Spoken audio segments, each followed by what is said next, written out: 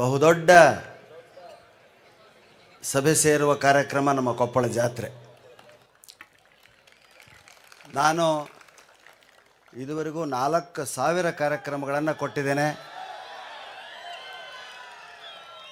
ಇರಲಿ ಸಿಟ್ಟಾಗ್ಬೇಡ್ರಿ, ಅದಕ್ಕೂ ಹೊತ್ತಾಗೈತೆ. ಮತ್ತೆ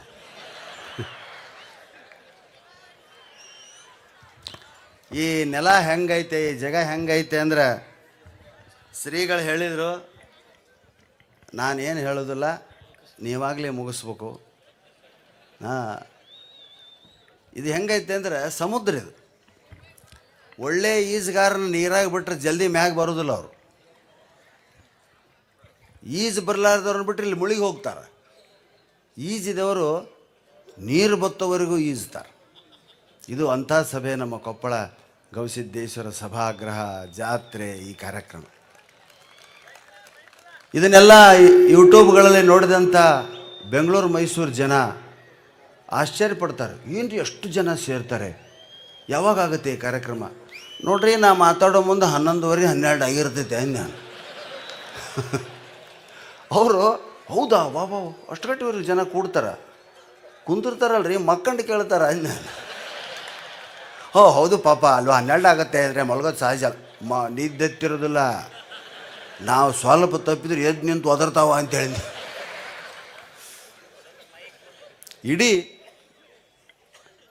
ಇಡೀ ಕರ್ನಾಟಕವೇ ಈ ಒಂದು ಜಾತ್ರೆಗೆ ಕೌತುಕವನ್ನು ವ್ಯಕ್ತಪಡಿಸ್ತಾ ಇದೆ. ಇವತ್ತು ಇಲ್ಲಿ ಬರೋದೇ, ಇಲ್ಲಿ ಮಾತಾಡೋದೇ ಒಂದು ಸೌಭಾಗ್ಯ, ಒಂದು ಸುದಿನ, ಒಂದು ಸುವರ್ಣ ಅವಕಾಶ ಅಂತ ತಿಳ್ತಕ್ಕಂಥ ಕಲಾವಿದರು ಇಡೀ ಕರ್ನಾಟಕದಲ್ಲಿದ್ದಾರೆ. ಇವತ್ತು ನನಗೆಷ್ಟೋ ಜನ ಕಲಾವಿದರು ಕಾರ್ಯಕ್ರಮ ಮುಗಿದ ಮೇಲೆ ಹೇಳ್ತಾರೆ, ನಿಮ್ಮ ಸ್ವಾಮಿಗಳಿಗೆ ಹೇಳಿ ನಮ್ಮಲ್ಲಿ ಕರೆಸಂತ ಹೇಳ್ರಿ. ಅದು ಎಂದೂ ಸಾಧ್ಯ ಇಲ್ಲರಿ. ಯಾಕಂದ್ರೆ ನಾ ಇಲ್ಲೇ ಬಗಲಾಗ ಗಂಗಾವತಿ ಆಗದೀನಿ, ಅವ್ರು ಯಾರು ಕರೆಸ್ತಾರಂತ ನನಗೆ ಗೊತ್ತಿರಂಗಿಲ್ಲ. ಇನ್ವಿಟೇಷನ್ ಬಂದ ಮೇಲೆ ನೋಡ್ಬೇಕು. ನಾನು ನಿನ್ನ ನಾಗತಿಹಳ್ಳಿ ಚಂದ್ರಶೇಖರ್ ಅವ್ರು, ಅದೇ ನಾ ಟಿ ವಿಯಾಗ ನೋಡಿದೆ, ಅದೇ ಹೇಳ್ತಿದ್ರು ಅವರು. ಇಷ್ಟು ಜನರಿಗೆ ನಾನು ಎಂದೂ ಮಾತಾಡಿಲ್ಲ, ಇಷ್ಟು ಜನರಿಗೆ ನಾನು ನೋಡಿಲ್ಲ ಅಂದ್ರೆ ಅವರು ಇಲ್ಲಿ ಸುಮ್ಮನೆ ಮಾತಾಡ್ಕೊಂತ ಕುಂದಿರ್ತಾರಪ್ಪ ರಾತ್ರಿ ಇಷ್ಟು ಜನ ಅಂತ ಹೇಳಿದ್ನ. ಯಾಕಂದ್ರೆ ಉತ್ತರ ಕರ್ನಾಟಕ ಅಂದರೆ ಹೆಂಗೆ ಅಂದ್ರೆ ಅದು ಕತ್ಲದಂಗೆಲ್ಲ ಬೆಳಗಾಕೈತಿ ನಮಗೆ. ಬೆಂಗಳೂರವ್ರಿಗೆ ನಾನು ಮಾತಾಡಿದ್ದು 11:30 12 ಗಂಟೆ ಅಂದ್ರೆ ಮೈ ಗಾಡ್ ಎದ್ದಿರ್ತಾರ ಜನ ಇಲ್ಲ, ಅವ್ರ ಜೊತೆಗೆ ದೆವ್ವಗಳು ಎದ್ದಿರ್ತಾವ್ರೆ ಅಂತ ಹೇಳಿ. ನಿಜಕ್ಕೂ ಇದು ಒಂದು ಅದ್ಭುತವಾಗಿರ್ತಕ್ಕಂಥ ಏನು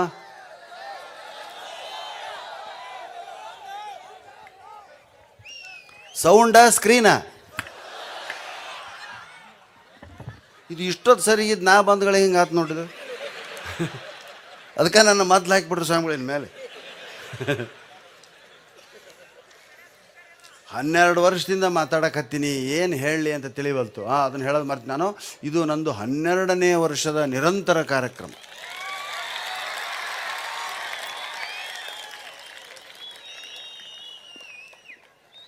ಬಹಳಷ್ಟು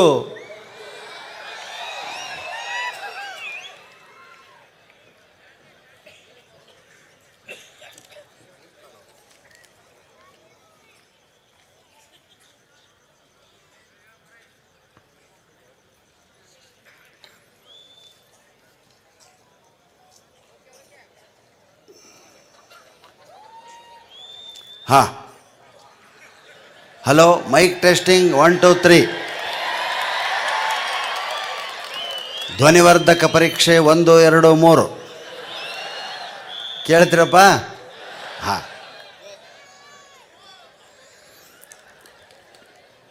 ನನವೆಲ್ಲ ಜೋಕು ಮುಗ್ದವ. ವರ್ಷ ಕರೆಸಿದ್ರೆ ಎಷ್ಟಂತ ಹೊಸ ಹುಡುಕ್ಲಿ. ಹೆಣ್ಮಕ್ಳು ಅಡುಗೆ ಮಾಡೋದು ಎಷ್ಟು ಕಷ್ಟ. ಇವತ್ತು ಬೇರೆ ಏನಾರ ಮಾಡಂದ್ರೆ ಏನು ಮಾಡಲಿ ಮಾರಾಯ, ನೀ ಹುಟ್ಟಿದಾಗಿನಿಂದ ಇಷ್ಟು ವರ್ಷದ ತನಕ ಮಾಡಿ ಹಾಕೀನಿ, ಇನ್ನೆಷ್ಟಂತ ಬೇರೆ ಮಾಡಲಿ ಅಂತಿರ್ತಾಳೆ. ನನ್ನ ಪಾಡು ಕರ್ನಾಟಕದಲ್ಲಿ ಅದ, ಎಷ್ಟಂತ ಹೊಸ ಹುಡುಕ್ಬೇಕು. ನನಗೀಗ ವಯಸ್ಸು ಎಷ್ಟಿರ್ಬೋದು ರೀ? 40 50 ಬರೋಬ್ಬರಿ 64 ವರ್ಷ ನನಗೆ. ನೌಕರಿಯಾಗಿದ್ದೆ ಅಂದ್ರೆ ಇಷ್ಟೊತ್ತಿಗೆ ರಿಟೈರ್ಡ್ ಆಗ್ತಿದ್ದೆ, ಪೆನ್ಷನ್ ತೊಗೊಂಡು ಆರಾಮಿರ್ತಿದ್ದೆ. ಅವ್ಯಾವೋ ನನ್ನ ಹಣೆಯಾಗ ದೇವರು ಬರೆದಿಲ್ಲ. ನೀ ಸಾಯೋ ಮಟ್ಟ ಹಿಂಗೆ ಹೋದ್ರಲೆ ಅಂತೇಳ ನಾವು. ಎಷ್ಟಂತ ಹುಡುಕ್ಬೇಕು, ಎಷ್ಟಂತ ಹಾಸ್ಯ ಹೇಳ್ಬೇಕು. ಆದರೂ ಕರ್ನಾಟಕದ ನಮ್ಮ ಕೊಪ್ಪಳದ ಸ್ವಾಮಿಗಳು ಹಾಗೂ ಇಲ್ಲಿನ ಭಕ್ತಾದಿಗಳು ನನ್ನನ್ನು ನಿರಂತರ ಪರೀಕ್ಷೆಗೊಳಪಡಿಸ್ತಾ ಇದ್ದೀರಿ. 12ನೇ ವರ್ಷ ಪರೀಕ್ಷೆಗೆ ಕುಂತೀನಿ ನಾನು. ಇವತ್ತು ಕೂಡ ನಾ ಹೇಳಿದ್ದನ್ನು ಕೇಳಿ ಸಂತೋಷ ಪಡ್ಬೇಕಂತ ಹೇಳ್ತಾ, ವಯಸ್ಸಾತು ಮರವು ಜಾಸ್ತಿ ಆಗ್ತಾಯಿದೆ, ಅದಕ್ಕೆ ಸ್ವಲ್ಪ ನೋಡ್ಕೊಂಡು ಹೇಳ್ತೀನಿ, ತಪ್ಪು ತಿಳ್ಕೊಬೇಡ್ರಿ. ಏನು, ನಮ್ಮ ಗುರುಗಳಾಗಿರ್ತಕ್ಕಂಥ ಬೀಚಿಯವ್ರನ್ನ ಯಾರೋ ಕೇಳಿದ್ರಂತೆ, ಲಾರಿ ಮೈ ಮ್ಯಾಗ ಹರಿದಾಗ ಏನು ಮಾಡ್ಬೇಕ್ರಿ, ಲಾರಿ ಮೈ ಮ್ಯಾಗ ಹರಿದ್ರೆ ಏನು ಮಾಡಬೇಕು ಅಂತ ಕೇಳಿದ್ರಂತ. ಅದಕ್ಕೆ ಅವ್ರು ಹೇಳಿದ್ರಂತ, ಆ ಲಾರಿ ನಂಬರ್ ಬರ್ಕೋಬೇಕು ಅಂದ್ರಂತ. ಹೌದಾ? ವಿವರಿಸಿ ಹೇಳೋದಿಲ್ಲ, ಇದು ಅಷ್ಟು ಕ್ಲಿಯರ್ ಐತೆ. ಹಂಗೆ ನೆಕ್ಸ್ಟು ಬಸ್ಸಿನಾಗ ಕಂಡಕ್ಟರ್ ಮಾತಾಡ್ಕೊಂತ ಬಂದು ಹೇಳಿದಂತ, ಏನು, ಹುಡುಗಿಯರನ್ನು ಚುಡಾಯಿಸುವುದು ಅಪರಾಧ, ಪ್ರಯಾಣಿಕರು ಸಹಕರಿಸ್ಬೇಕಂತ. ಹಾಂ, ಎಲ್ಲರಿಗೆ ಕೇಳಿರ ಇಂಥವು? ಸಿಂಗಲ್ ಲೈನರ್, ಇವತ್ತು ಬೇರೆ ಜೋಕಿಗೆ ಬೇಡ್ರಿ, ಸಿಂಗಲ್ ಲೈನರ್ನೊಳಗೆ ಎಷ್ಟು ಅದ್ಭುತ ಹಾಸ್ಯ ಐತೆ ಅನ್ನೋದು ನಿಮ್ಗೆ ಹೇಳ್ತೀನಿ ನಾನು ಇವತ್ತು. ಒಂದೊಂದೇ ಲೈನ್, ಇವನ್ನ ಬರೀ ಮೈಸೂರು ಬೆಂಗಳೂರಿಗೆ ಹೇಳ್ತಿದ್ದೆ, ನಮ್ಮ ಮಂದಿಗೆ ಇದು ಗಿಟ್ಟುವುದಿಲ್ಲ ಅಂತ ನನ್ನ ಅಭಿಪ್ರಾಯ ಇತ್ತು. ಆದರೆ ಈಗ ಎಲ್ಲರೂ ಚುರುಕಾಗಿರಿ, ಪೇಪರ್ ಓದ್ತೀರಿ, ಇಂಥವುಗಳನ್ನು ಕೇಳ್ರಿ. ಏನು, ಹುಡುಗ ಅಳ್ತಾದರಿ, ಏನಂತ ಕೇಳ್ರಿ. ತಂದೆ ಅಂದ, ಹೇಯ್ ಏನು ಮಾಡಕತ್ತಿ, ಹುಡುಗ ಎಷ್ಟು ಅಳ್ತೈತೆ ನೋಡ, ಅದು ಎದಕ್ಕೆ ಅಳ್ತೈತೆ ಕೇಳ. ಅದು ಉಣ್ಣೋದು ಅಲ್ದು, ತಿನ್ನೋದು ಅಲ್ದು, ಹಾಲು ಕುಡಿಯೋದು ಅಲ್ದು, ಮತ್ತು ಎದಕ್ಕೆ ಅಳ್ತೈತೆ? ಅದು ಈಗ ಮೊದಲೇ ಸಲ ಕತ್ತಿ ನೋಡ್ತು, ಮುಂದೆ ಒಂದು ಕತ್ತಿ ಬಂದಿತ್ತ, ಕತ್ತಿ ನೋಡಿ ಅದ್ರ ಮ್ಯಾಗ ಕುಂದಿರ್ತೀನಿ ಅಂತ ಒಳಗೆ ಕತ್ತಿ ಬಿಟ್ಟೈತೆ. ಮತ್ತು ಏನು ಮಾಡ್ಬೇಕು ಅದಕ್ಕೆ? ನಾನು ಹೇಳಿದ್ದೀನಿ ಮಪ್ಪನ ಮ್ಯಾಗ ಕುಂದ್ರು ಇಷ್ಟ.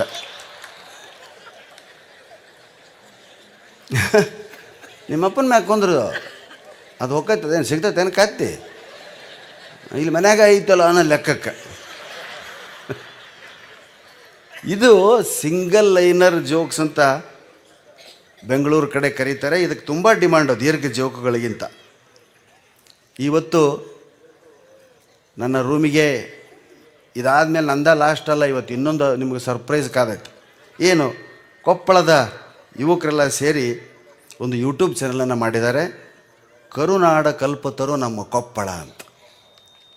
ಇಲ್ಲಿನ ಎಲ್ಲ ಪ್ರೇಕ್ಷಣೀಯ ಧಾರ್ಮಿಕ ಕ್ಷೇತ್ರಗಳ ಮುಂದೆ ಅದ್ಭುತವಾಗಿರ್ತಕ್ಕಂಥ ಜನಪದ ಹಾಡಿನೊಂದಿಗೆ ನೃತ್ಯವನ್ನು ಮಾಡ್ತಾ ಒಂದು ವಿಡಿಯೋ ಮಾಡಿದ್ದಾರೆ, ಭಾಳ ಚೆನ್ನಾಗಿದೆ.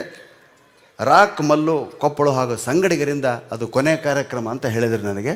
ಅದನ್ನು ತೋರಿಸ್ತಾರಂತೆ, ದಯವಿಟ್ಟು ಅದೊಂದು ನೋಡಿ ಹೋಗ್ಬೇಕಂತ ಅವ್ರು ಬಹಳಷ್ಟು ವಿನಂತಿಯನ್ನು ಮಾಡಿಕೊಂಡಿದ್ದಾರೆ ಅಂತ ಹೇಳ್ತಾ, ನಾನು ಕಳೆದ ಸಾರಿ ಹೇಳಿದ್ನೋ ಇಲ್ಲೋ ಗೊತ್ತಿಲ್ಲ, ನಾನು ಸ್ವಾಮಿಗಳಿಗೆ ಅದೇ ಅಂತೀನಿ, ಏನು ಹೇಳ್ಬೇಕ್ರಿ ಸ್ವಾಮಿ, ಹೊಸಬರು ಬರ್ತಾರೆ, 12 ವರ್ಷ ಆಯ್ತು ಅಂದ್ರೆ ಈಗ ಅವಾಗ 8 ವರ್ಷ ಇರೋ ಹುಡುಗ ನಿಮ್ದು ಕೇಳಿರಂಗಿಲ್ಲ. ನೀವು ಹೇಳ್ರಂಗೆ ನಗ್ತಾರ ಅವರು. ಇಂಥ ಸೌಹಾರ್ದ ಎಲ್ಲಿಯೂ ನಾ ಕಂಡಿಲ್ಲ ನನ್ನ 4000 ಕಾರ್ಯಕ್ರಮದೊಳಗೆ. ಏನು ಹೇಳಬೇಕು ಅಂತಂದಾಗ ಊರ ಹೆಸರುಗಳನ್ನ ನಾನು ಲಾಸ್ಟ್ ಟೈಮ್ ಹೇಳಿನೋ ಇಲ್ಲ ನನಗೆ ಗೊತ್ತಿಲ್ಲ. ನಮಗೆ ಬರೀ ಗಂಗಾವತಿ ಗೊತ್ತು, ಕೊಪ್ಪಳ ಗೊತ್ತು, ಕಂಪ್ಲಿ ಗೊತ್ತು, ಸುತ್ತಮುತ್ತ ಭಾಳ ಊರು ಗೊತ್ತು. ಇಷ್ಟು ವಿಚಿತ್ರ ಊರದವ ಅಂದ್ರೆ ಹೇಳೀನಿ, ಆದರೆ ಇನ್ನೊಮ್ಮೆ ಹೇಳ್ತೀನಿ, ಫಸ್ಟ್ ಟೈಮ್ ಕೇಳೋರು ಕೇಳ್ರಿ. ಏನು, ಊರ ಹೆಸರು ಹುಡುಗಿ. ಹುಡುಗಿ ಅಂತ ಒಂದು ಊರು ಐತೆ, ಎಲ್ಲೇ ಯಾರಿಗಾರು ಗೊತ್ತಿದೆ? ಬೀದರ್ ಕಡೆ. ಇರಲಿ, ಬ್ಯಾಡ ಅನ್ನೋದಿಲ್ಲ, ನೀವೆಲ್ಲಿಗೆ ಹೋಗ್ಬೇಕ್ರಿ? ಹುಡುಗಿಗೆ ಹೋಗ್ಬೇಕ್ರಿ, ಟಿಕೆಟ್. ಆ ಬಸ್ ಬಿಟ್ಟಿಂದ ಈ ಟೆಂಪೋದವ್ರು ಸುಮ್ಮನೆ ಇರಂಗಿಲ್ಲ ರೀ, ಇವರು ಅದ್ರದ್ದು ಟಿಕೆಟ್ ರೊಕ್ಕ ಸಹಿತ ಸೇರಿಸಿ ಹೇಳ್ತಾರೆ. ಏನು, 10 ರೂಪಾಯಿಗೊಂದು ಹುಡುಗಿ, 10 ರೂಪಾಯಿಗೊಂದು ಹುಡುಗಿ, ಹುಡುಗಿ 10 ರೂಪಾಯಿ, ಹುಡುಗಿ 10 ರೂಪಾಯಿ, ಹುಡುಗಿ. ಇವು ಮದುವೆ ಆಗಲಾರ್ದು ನಮ್ಮ ಕಡೆವು, ಯಪ್ಪ 10 ರೂಪಾಯಿಗೊಂದು ಹುಡುಗಿ, ನಾವು 7-8 ಮಂದಿ ಅಣ್ಣ ತಮ್ಮಂದ್ರದೀವೋ, ಒಂದು 10 ಕೊಡಂತ 100 ರೂಪಾಯಿ ಕೊಟ್ಟು ಅವನ ಕೈಯಾಗ. ಹಾಂ, ಆ ಊರಿನ ಹೆಸರು ವಿಚಿತ್ರ ಆಗಿದ್ದರೆ ಸಹಿತ ಅದನ್ನು ಹೆಂಗೆ ಹಾಸ್ಯಕ್ಕೆ ತಿರುಗಿಸಿ ಸಮಾಧಾನ ಪಟ್ಕೋಬೇಕು ಅನ್ನೋದಕ್ಕೆ ಇದು ಒಂದು. ಇನ್ನು ಎರಡನೇದು ಇಲ್ಲೇ ನಿಮ್ಮ ಬಗಲಾಗ ಇಲ್ಕಲ್. ಇಲಕಲ್ ಇಲಕಲ್ ಅದಾದ ಕಡೆ ಮುಂದೊಂದು ಊರು ಐತೆ ತುಂಬ, ಅದಾಗಿಂದ ಒಂದು ಊರು ಐತೆ ಕರಡಿ. ಇಲ್ಕಲ್, ತುಂಬ, ಕರಡಿ. ನಮಗೆ ಗೊತ್ತೈತಿ, ಬೆಂಗಳೂರು ಮಂದಿ ಗೊತ್ತಿರಂಗಿಲ್ಲ. ಅವು ಇಲ್ಕಲ್ ಸೀರೆ ತೊಗೋಬೇಕಂತೇಳಿ ಗಂಡನ ಜೊತೆಗೆ ಬಂದಿರ್ತಾವ. ಅವು ಈ ಬಸ್ ಇಳಿದಗಳಿಗೆ ಅವು ಕೂಗಾಕ ಹತ್ಬಿಡ್ತಾರೆ, ಎಲ್ಕಲ್ ತುಂಬ ಕರಡಿ, ಎಲ್ಕಲ್ ತುಂಬ ಕರಡಿ, ಎಲ್ಕಲ್ ತುಂಬ. ಅಯ್ಯೋ, ಇಲ್ಕಲ್ ತುಂಬ ಕರಡಿ ಅಂತೆ. ನಾವು ಇಳಿಯೋದೇ ಬೇಡ ನಡೀರಿ. ಮತ್ತೆ ಹೋಗಿ ಎಲ್ಲವ ಇಲ್ಲಿ 15 ಕಿಲೋಮೀಟ್ರಿಗೆ ಒಂದು ಊರದವ ಅಂಥೇಳಿ ಕರ್ಕೊಂಬರ್ತಾರಂತ. ನೆಕ್ಸ್ಟ್ ಯಾವ ಊರು, ಎಲ್ಲಿಗೆ ಹೋಗ್ಬೇಕಲ್ಲ ಅಂತ ಕೇಳಿದೆ.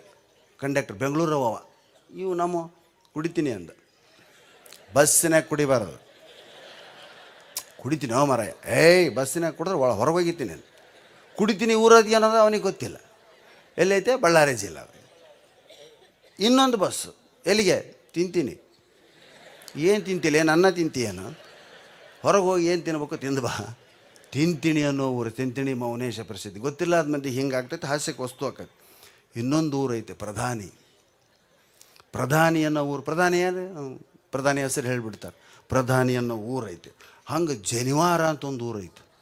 ನಾನಾ ಮಾಡಿದ್ದಿ ತಪ್ಪು. ಆ ಬಸ್ಸಿನ ಕಾರ್ನಾಗ ಬರೋ ಮುಂದೆ ಜನಿವಾರದವ್ರು ಹೇಳಿರಿ, ಜನಿವಾರದವ್ರು ಹೇಳಿರಿ ಅಂದ್ರೆ ನನಗೇನು ಗೊತ್ತು, ನಾವು ಬ್ರಾಹ್ಮಣರು ಹೇಳಿದ್ಬಿಟ್ರಿ ಕೆಳಗೆ. ನೋಡ್ತೀನಿ ಅದು ಏನು ನಮ್ಮ ಊರ ಅಲ್ಲಿದು ಇದೇನಿದೆ ಜನಿವಾರ ಊರ ಹೆಸರು ರೀ ಮ್ಯಾಗತ್ರ ಎಷ್ಟು ಚಂದ ಅದಾವ. ಇನ್ನೊಂದು ಐತೆ ಹೇಳಬಾರ್ದು. ಮದ್ವೆ ಗಂಡಿನ ಕರ್ಕೊಂಡು ಬೀಗರು ವರ ಮತ್ತು ಹೆಂಡ್ತಿ ಬಸ್ ಹತ್ತಿದ್ರು. ಬಸ್ ಹತ್ತಿದ ಗಟ್ಲೆ ಅವ ಏನು ಹೇಳ್ಬೇಕು ಕಂಡಕ್ಟರ್? ಶಿವನ ಪಾದಕ್ಕೆ ಯಾರ್ರಿ, ಶಿವನ ಪಾದಕ್ಕೆ ಯಾರ್ರಿ, ಶಿವನ ಪಾದಕ್ಕೆ ಯಾರ್ರಿ ಅಂತ.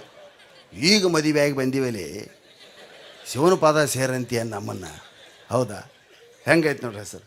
ಹಂಗೆ ಮಂಕಿ ಯಾರ್ರಿ, ಮಂಕಿ ಯಾರ್ರಿ ಅಂದ್ರೆ ಎದ್ದು ಕೊಡೋಕ್ಕಾಗತ್ತೆ? ಮಂಕಿ ಅಂತ ಊರೈತೆ. ಬಾಚಣಿಗೆ ಬೋಳು ತಲೆಯವ, ತಲೆಯಾಗ ಕೂದಲಿಲ್ಲ. ಯಾವೂರು? ಬಾಚಣಿಗೆ. ಹೆಂಗಾಗ್ಬೇಡ ಜಾಸ್ತಿ ಮಾಡ್ತೀನಿ ಅಂತ. ಹಾಗೆ 16 ಅಂತ ಒಂದು ಊರೈತೆ.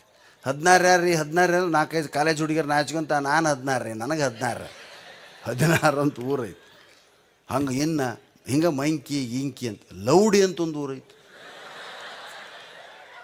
ಉತ್ತರ ಪ್ರದೇಶದಾಗ.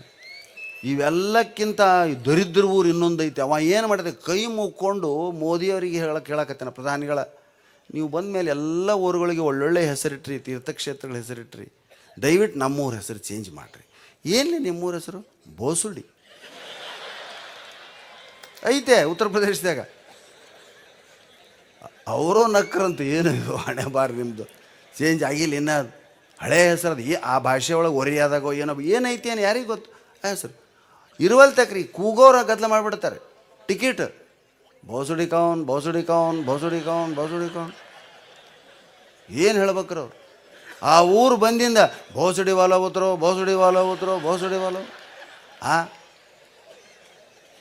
ಎಂಥ ವಿಚಿತ್ರ ಐತೆ ಅಂದ್ರೆ ಅಬ್ಬಬ್ಬಬ್ಬ. ನಕ್ಕ ಕೆಂಬಕ್ಕೆ ಅದು ನಿಜ. ಎಷ್ಟು ಜನ ಕೆಮ್ಮಿದ್ರಿ? ಕೈ ಮ್ಯಾಗೆ ಎತ್ರಿ. ಶಬಾಷ್. ಇದು ಒಳ್ಳೆಯ ಲಕ್ಷಣ ಅಲ್ಲಪ್ಪ. ನಗಲಾರ್ದ ಭಾಳ ದಿವಸ ಆಗಿತ್ತು ನೀವು. ಕೆಮ್ಮು ಬರಬಾರ್ದು. ಹೌದಾ? ಹೀಗೆ ಊರಿನ ಹೆಸರು, ಅಲ್ಲಿನ ಸಂಸ್ಕೃತಿ ಇವನ್ನೆಲ್ಲ ತಿಳಿಬೇಕಾದ್ರೆ ದಯವಿಟ್ಟು ಪ್ರಯಾಣವನ್ನು ಮಾಡಬೇಕು. ಮೊದಲ ಕಾಲಕ್ಕೆ 2 ಅಧ್ಯಯನ ಪಯಣ 2 ಇದ್ವಂತ. ದೇಶ ತಿರುಗೋ ಕೋಶ ಓದು. ನೋಡಿ ಎಷ್ಟು ಚೆನ್ನಾಗಿ ಗೊತ್ತೈತೆ ನೋಡಿ ನಮ್ಮ ಜನರಿಗೆ. ಅದಕ್ಕೆ ಸ್ನೇಹಿತರೆ, ದೇಶ ತಿರುಗಬೇಕು, ಕೋಶ ಓದಬೇಕು ಅನ್ನೋದು ಇದೇ ಕಾರಣಕ್ಕಂತ ಹೇಳ್ತಾ, ಮತ್ತು ದಯವಿಟ್ಟು ಭಾಳಷ್ಟು ಕಡೆ ಒಂದೊಂದೇ ಸಿಂಗಲ್ ಲೈನರ್. ಇವು ಬೆಂಗಳೂರು ಮೈಸೂರು ಕಡೆ ಭಾಳ ಕ್ಲಿಕ್ ಆಗ್ತಾವೆ. ಅವ್ರು ತುಂಬ ಒಳ್ಳೆ ದೊಡ್ಡ ಜೋಕ್ ಕೇಳಂಗಿಲ್ಲ ರೀ. ನೀವು ಯಾವಾಗ ಬಂದರೂ ಒಂದು ದಳದ ಕಮಲದಲ್ಲಿ ಹೇಳ್ರಿ, ಆ ತಂಬಿಗೆ ತಮ್ಮಣ್ಣು ಹೇಳ್ರಿ ಅಂತೀರಿ. ಅವು ಹೇಳಬಾರ್ದು. ಸಿಂಗಲ್ ಲೈನರ್ನಿಂದ ಕನ್ನಡ ಸಾಹಿತ್ಯದ ಹಿರಿಮೆ ನಮಗೆ ಗೊತ್ತಾಗ್ತದೆ. ಏನು ನೋಡಿರಿ, ಯಾವ ಯುದ್ಧದಲ್ಲಿ ಟಿಪ್ಪು ಸುಲ್ತಾನನು ಸತ್ತ? ಇದು ಪ್ರಶ್ನೆ. ಆ ಹುಡುಗ ಏನು ಉತ್ತರ ಬರೀಬೇಕು? ನಮ್ಮಂಥವು ದಡ್ಡ. ಯಾವ ಯುದ್ಧದಲ್ಲಿ ಟಿಪ್ಪು ಸುಲ್ತಾನ್ ಸತ್ತ? ಕೊನೆ ಯುದ್ಧದಲ್ಲಿ ಅವನು ಸತ್ತ. ಉತ್ತರ ಬರೀಲಾರ್ದ ಹೋದ್ರೆ ಒದಿತಿನ ಮಗನ ಅಂತಾನೆ ಮಾಸ್ತರ. ಉತ್ತರ ಬರೆಯಬೇಕು, ತುಂಬಿಸಿ ಬರ್ಬೇಕಲ್ರಿ. ಈಗ ಪೇಪರ್ ತುಂಬಿತ್ತು ನೋಡ್ರಿ ಅಂತಾನೆ. ಏನು ಬರ್ದಾನೋ ಗೊತ್ತಿರಂಗಿಲ್ಲ ಅವನಿಗೆ. 2ನೇದು, ಸ್ವಾತಂತ್ರ್ಯ ಕೊಡಲೇಬೇಕಾದ್ರೆ ಬ್ರಿಟಿಷರು ಎಲ್ಲಿ ಸಹಿ ಮಾಡಿದರು? ಭಾರತಕ್ಕೆ ಸ್ವಾತಂತ್ರ್ಯ ಕೊಡಬೇಕೆಂದು ಬ್ರಿಟಿಷರು ಎಲ್ಲಿ ಸಹಿ ಮಾಡಿದರು?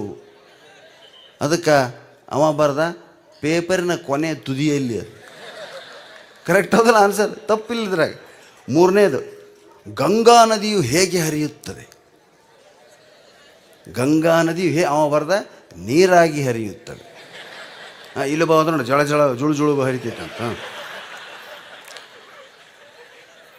ಡೈವರ್ಸ್ಗೆ ಕಾರಣ ಯಾವುದು? ಡೈವರ್ಸ್ಗೆ ಕಾರಣ ಯಾವುದು? ಮದುವೆ ಅಲ್ಲ. ಅವ ಹೇಳ್ತಾನೆ ಡೈವರ್ಸ್ಗೆ ಕಾರಣ ಮದುವೆಯಾಗುವುದೇ ದೊಡ್ಡ ಕಾರಣ. ಹಾಗೆ ವಿದ್ಯಾರ್ಥಿಗಳು ಏಕೆ ಫೇಲ್ ಆಗುತ್ತಾರೆ ನೋಡ್ರಿ, ಎಷ್ಟು ಅದ್ಭುತವಾಗಿರ್ತಕ್ಕಂಥ ಪ್ರಶ್ನೆ. ವಿದ್ಯಾರ್ಥಿಗಳು ಏಕೆ ಫೇಲ್ ಆಗುತ್ತಾರೆ ಅಂದರೆ ಬರೀ ಅನೇಕ ಓದಲಾರ್ದಕ್ಕೆ, ಪಠ್ಯ ಕಷ್ಟ ಇರೋದಕ್ಕೆ, ಮೀಡಿಯಮ್ ಬೇರೆ ಇರೋದಕ್ಕೆ ಅಂತ ಹೇಳ್ತಾರೆ.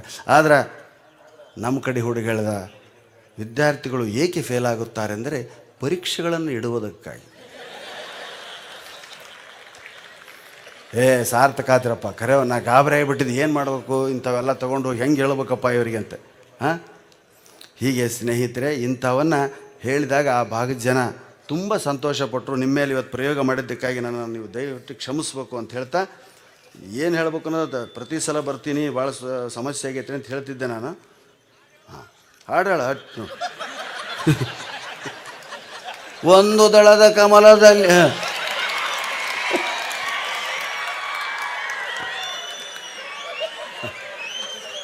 ಬೇಡ ನೋಡಿ. ನಮ್ಮ ಗುರುಗಳಾಗಿರ್ತಕ್ಕಂಥ ಬೀಚವರು 75ನೇ ಇಸ್ವಿಯಲ್ಲಿ ಪ್ರಶ್ನೆ ಕೇಳಿದ್ರಿಗೆ ಉತ್ತರ ಕೊಡ್ತಿದ್ರು. ಆ ಪ್ರಶ್ನೆಗಳಿಗೆ ಉತ್ತರ ಹೆಂಗಿತ್ತು ಅಂದರೆ ಇವತ್ತು ನೀವು ನಂಬೋದಕ್ಕೂ ಸಾಧ್ಯ ಇಲ್ಲ. ಅವಾಗಂಥ ಪ್ರಶ್ನೆ ಕೇಳಿ ಜನ ಇದ್ದರು, ಉತ್ತರ ಇವರು ಕೊಡ್ತಿದ್ರು. ಇವತ್ತು ಬುದ್ಧಿ ಚುರುಕಿಲ್ರಿ, ನಾವೆಲ್ಲ ಮೊಬೈಲ್ ತಿಕ್ಕಿ ನೋಡಿ ನೋಡಿ ಕೈಗಳು ಸವದಾವ. ಬುದ್ಧಿ ಸವಿಬೇಕು ಅಂದ್ರೆ ಮನುಷ್ಯ ಚುರುಕಾಗ್ತಾನೆ. ಕೈ ಸವಿಯಾಕತ್ತೇವ, ಗೆರೆಯಾಗ ಅಳಿಸಾಕತ್ತೇವ. ಹಸ್ತ ಸಾಮುದ್ರಿಕಾಗಿ ಯಾರು ನೋಡಂಗಿಲ್ಲ, ಮೊಬೈಲ್ ನೋಡ್ತೀಯಪ್ಪ ನಿಂದು ಎಲ್ಲ ಹೋಗ್ಯಾವ ನೋಡಿ ಅಂತಾರೆ. ತಿಕ್ಕದ ನಿಮ್ಮ ಕೆಲಸ. ನಸಿ ಪುಡಿ ತಿಕ್ಕೋರ್ಗಿಂತ ತತ್ತಾಗಿಬಿಟ್ಟಿರಿ. ಅದಕ್ಕೆ ನಾನು ಯಾವಾಗ ಹೇಳ್ತೀನಿ, ಪುಸ್ತಕ ಬಿಡಿ ಅಲ್ಲ, ಮೊಬೈಲ್ ಬಿಡಿ, ಪುಸ್ತಕ ಹಿಡಿ. ನೋಡಿ ಅವ್ನು ಖುಷಿಯಾಗಿಬಿಟ್ಟಿದ್ದ, ಪುಸ್ತಕ ಬಿಟ್ಟಿದೆ. ಅದಕ್ಕೆ ಹೇಳಿದ್ನಿ. ಇಲ್ಲಿ ಕೆಲವು ಪ್ರಶ್ನೆಗಳನ್ನು ಓದ್ತೀನಿ, ದಯವಿಟ್ಟು ಗಮನ ಕೇಳ್ರಿ. ಬೆಳ್ಳುಳ್ಳಿ ತಿನ್ನದವರಿಗೂ ಬೆಳ್ಳುಳ್ಳಿಗೂ ಇರುವ ಅಂತರವೇನು? ಬೆಳ್ಳುಳ್ಳಿ ತಿನ್ನುವವರಿಗೂ ಇರುವುದು. ಅವ್ರು ಹೇಳ್ತಾರೆ, ವಾಸನ ಇದ್ದವನು ತಿನ್ನುವವನಲ್ಲ, ವಾಸನೆ ಇಲ್ಲದುದು ಬೆಳ್ಳುಳ್ಳಿ ಅಲ್ಲ. ಎಷ್ಟು ಚಂದ ಆಯ್ತಾ, ಅರ್ಥ ಮಾಡಿಕೊಟ್ರೆ ಅಷ್ಟೇ. ಏನು? ಬೆಂಕಿಯ ಮಳೆ ಸುರಿದರೆ ನಮ್ಮ ಗತಿ ಏನು ಸಾರ್? ನೋಡಿ ಕೇಳ್ತಾರೆ ಬೀಚವ್ರು. ಅವ್ರು ಹೇಳ್ತಾರೆ, ಏನೂ ಭಯಪಡಬೇಡಿ, ಆ ಹೊತ್ತಿಗೆ ನೀರಿನ ಕೊಡೆಗಳು ಬಂದಿರುತ್ತವೆ. ಹೌದಾ? ಒಂದು ಬಂದ ತಕ್ಷಣ ಒಂದು ಕಂಡು ಹಿಡಿತಾರೆ ಅಂತ ಹೇಳ್ತಾರೆ ಸ್ನೇಹಿತರೆ. ಅದಕ್ಕೆ ಮಳೆ ಇಲ್ಲದ ಬೆಳೆ ಯಾವುದು, ಬಂಡವಾಳವಿಲ್ಲದ ವ್ಯಾಪಾರ ಯಾವುದು? ಮಳೆ ಇಲ್ಲದ ಬೆಳೆ ಯಾವುದು, ಬಂಡವಾಳವಿಲ್ಲದ ವ್ಯಾಪಾರ ಯಾವುದು? ಮಳೆ ಇಲ್ಲದ ಬೆಳೆ ಗಡ್ಡ, ಬಂಡವಾಳವಿಲ್ಲದ ವ್ಯಾಪಾರ ರಾಜಕಾರಣ, ಪಾಲಿಟಿಕ್ಸ್. ಏನಾರು ಇನ್ವೆಸ್ಟ್ ಮಾಡಿರ್ತಾರೆ ಅವ್ರು, ಮಾಡೋದು 10 ಪಟ್ಟು ತಕ್ಕೊತಾರೆ. ಭಾಷಣ ಎಂದರೇನು? ಅವ್ರು ಬರೀತಾರೆ, ಭಾಷಣ ಎಂದರೆ ಮಲಗಿದವರನ್ನು ಎಬ್ಬಿಸುತ್ತದೆ, ಎದ್ದವರಿಗೆ ಜೋಗುಳ ಹಾಡುತ್ತದೆ. ಎಷ್ಟು ಸುಂದರ. ಇವನು ಹೇಳ್ತಾರೆ 74-75ನೇ ಇಸ್ವಿ. ಮುಂದಿನ ಜನ್ಮದಲ್ಲಿ ಏನಾಗಿ ಹುಟ್ಟ ಬಯಸುತ್ತೀರಿ ಸಾರ್ ಅಂತ ಕೇಳಿದ ಬಾವು. ಅದಕ್ಕೆ ಅವ್ರು ಹೇಳಿದ್ರು, ಮುಂದಿನ ಜನ್ಮದಲ್ಲಿ ನಾನು ಚಿಕ್ಕ ಮಗುವಾಗಿ ಹುಟ್ಟಲು ಬಯಸುತ್ತೇನೆ. ಹಾಗೆ ಪಕ್ಕದ ಮನೆಯ ಗಿಡ ತಂದು ಪೂಜಿಸಿದರೆ ಏನಾಗುತ್ತದೆ ಸರ್? ಅದಕ್ಕೆ ಇವ್ರು ಹೇಳ್ತಾರೆ, ಪಾಪ ಬರ್ತದೋ ಪುಣ್ಯ ಬರ್ತದೋ ಅಂತ ಕೇಳ್ತಾನವ. ಇವ್ರು ಹೇಳ್ತಾರೆ, ಎರಡೂ ಬರೋಂಗಿಲ್ಲ. ಪಕ್ಕದ ಮನೆಯವರ ಹೂವಿನ ಗಿಡ ತಂದು ಅರ್ಚಿಸಿದರೆ ಪುಣ್ಯ ಬರ್ತದೆ, ಪಾಪ ಎರಡೂ ಬರೋಂಗಿಲ್ಲ. ಮರುದಿವ್ಸ ಹೂ ಬಾಡ್ತೈತೆ ಅಷ್ಟೆ. ನೋಡಿ ಎಂಥ ಉತ್ತರಗಳು. ಗುರುದಕ್ಷಿಣೆ ಹಾಗೂ ವರದಕ್ಷಿಣೆಗಿರುವ ವ್ಯತ್ಯಾಸವೇನು ಸರ್? ಗುರುದಕ್ಷಿಣೆ ಹಾಗೂ ವರದಕ್ಷಿಣೆಗಿರುವ ವ್ಯತ್ಯಾಸವೇನು ಸರ್? ಇವ್ರು ಹೇಳ್ತಾರೆ, ಬಾರದುದನ್ನು ಕಲಿಸುವುದಕ್ಕೆ ಗುರುದಕ್ಷಿಣೆ ಎನ್ನುತ್ತಾರೆ, ಬಂದದ್ದನ್ನು ಮರೆಸುವವನಿಗೆ ವರದಕ್ಷಿಣೆ ಎನ್ನುತ್ತಾರೆ. ನೋಡ್ರಿ.